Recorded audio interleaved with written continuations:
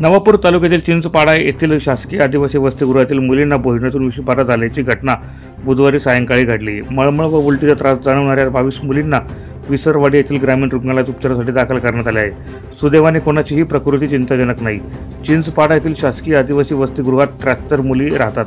11 डिसेंबर रोजी नेहमीप्रमाणे दुपारी मुलींना मसूर डाळ, भात, चवळी डाळ, सोयाबीन वडी आणि चपाती भोजन देण्यात आले। त्यानंतर 3:30 ते 4 वाजण्याच्या सुमारास काही मुलींना मळमळ होऊन उलटीचा त्रास जाणवू लागला। याबाबत वसतिगृहातल्या मुलींनी वॉर्डन मॅडमला सांगितले। वसतिगृहात इयत्ता 8वी ते 12वी पर्यंत 73 मुलींपैकी 22 मुलींना मळमळ उलटीचा त्रास जाणवू लागल्याने त्यांना तात्काळ विसरवाडी ग्रामीण रुग्णालयात उपचारासाठी दाखल करण्यात आले। विसरवाडी ग्रामीण रुग्णालयातील डॉक्टर प्रमोद उळवी, डॉक्टर अजय राज कुवर यांनी आपल्या वैद्यकीय कर्मचाऱ्यांसह लागलीच 22 विद्यार्थिनींवर उपचार सुरू केले। यावेळी विद्यार्थिनींच्या नातेवाईकांनी रुग्णालयात मोठ्या प्रमाणात गर्दी केली होती।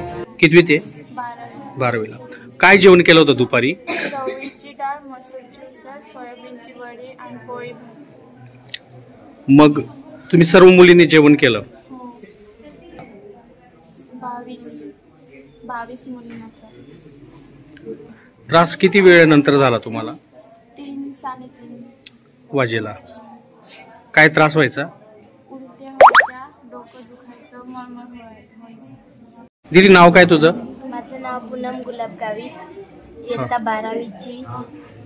आज आम्ही कॉलेजमधून हॉस्टेलवर गेला, तिथे जाऊन 12:30-1च्या दरम्यान जेवण केलं।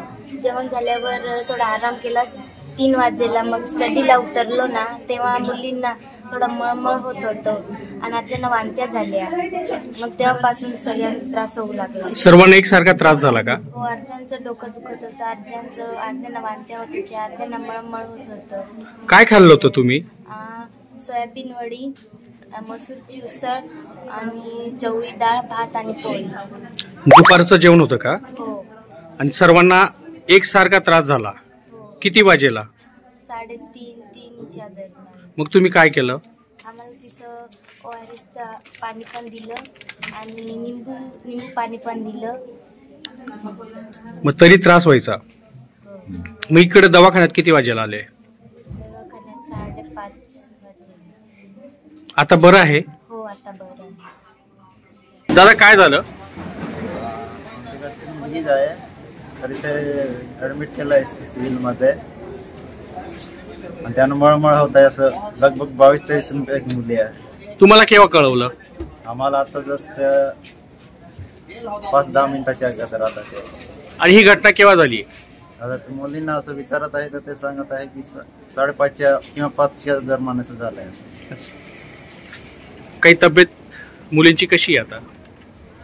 बाकीच्या मुली ठीक आहे, पण एक मुलीची काही नंदुरबारला पाठवायचं। मी किरण सुरेश मध्ये सहाय्यक प्रकल्प अधिकारी नंदुरबार।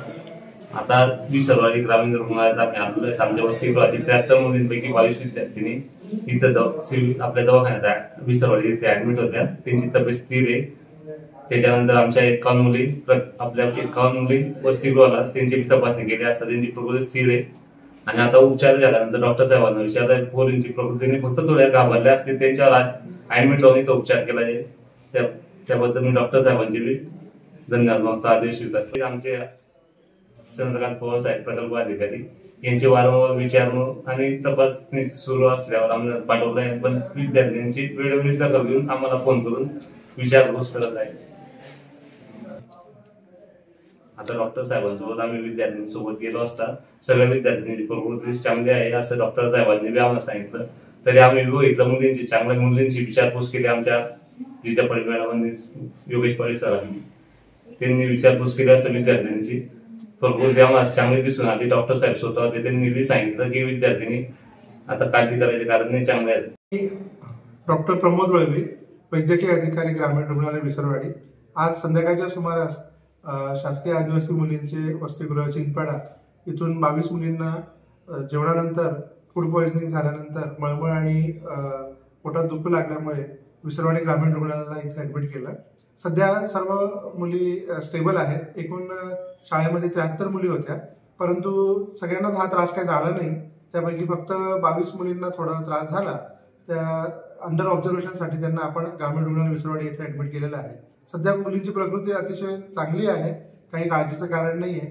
आणि त्यातल्या एका मुलीला थोडं जास्त अस्वस्थ वाटत असल्यामुळे पुढील तज्ज्ञ उपचारासाठी त्यांना सिव्हिल हॉस्पिटल नंदुरबार येथे संदर्भित केलेलं आहे आणि सध्या मुलींची प्रकृती उत्तम आहे आणि उपचार चालू आहे आणि मुली सध्या सगळ्या चांगल्या स्थितीमध्ये आहेत सध्या. आणि ते दुपारचं जेवण जे त्यांनी केलं होतं मुलींनी, तर त्यांचं पुढील तपासासाठी त्यांचं जेवणाचं सॅम्पल हे आपण पुढील तपासासाठी पाठवण्यात आलेलं आहे. ते पुढील योग्य ती कारवाईसाठी पुढील ड्रग ॲडमिनिस्ट्रेशन डिपार्टमेंटला पाठवण्यात येईल. या घटनेची माहिती मिळताच विसरवाडी पोलीस ठाण्याचे प्रभारी पोलीस निरीक्षक महेंद्र चव्हाण हे पोलीस पथकासह दाखल झाले. चिंचपाडा वसतिगृहातील 22 मुलींवर विसरवाडी ग्रामीण रुग्णालयात उपचार घेत असून एका मुलीला अस्वस्थ वाटत असल्याने पुढील उपचारासाठी नंदुरबार जिल्हा रुग्णालयात हलवण्यात आले. बाकी 21 मुलींची प्रकृती स्थिर आहे असे वैद्यकीय अधिकारी यांनी सांगितले.